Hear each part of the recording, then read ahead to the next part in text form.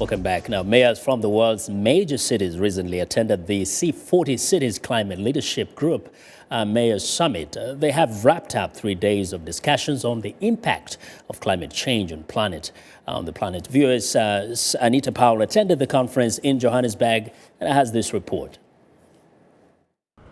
In recent years, bad weather has hit cities harder than ever. From hurricanes in Hong Kong and snowstorms in New York to heat waves in Rio de Janeiro. More than 3.5 billion people around the world live in cities. Cities consume more than 2/3 of the world's energy and put out more than 70% of global carbon dioxide emissions. Mayors from more than 40 major cities gathered this week in Johannesburg to discuss taking the fight against climate change all the way to their respective city halls.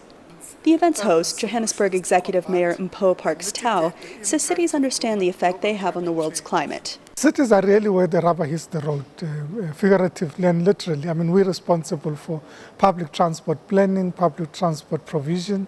We're also responsible for the management of the electricity distribution network, water, sanitation, the management of the built environment, therefore building control and building standards in the city of Johannesburg. And we're convinced that those are the areas that, in fact, impact on climate change. Across the world, Houston Mayor Annise Parker says her city, known as a headquarters for oil companies, is making great strides. In the last 7 years, the city of Houston has reduced its greenhouse gas emissions by 26%. Today, I made a commitment that over the next 2 years, 5% each year, we would reduce it another 10%. The mayor widely credited with leading the charge is New York's former leader, Michael Bloomberg. Our efforts to clean the air in New York City has raised life expectancy. Life expectancy in New York City is now 3 years greater than the average across America, and it has improved 3 years in just the last 12 years. So you really can make a difference.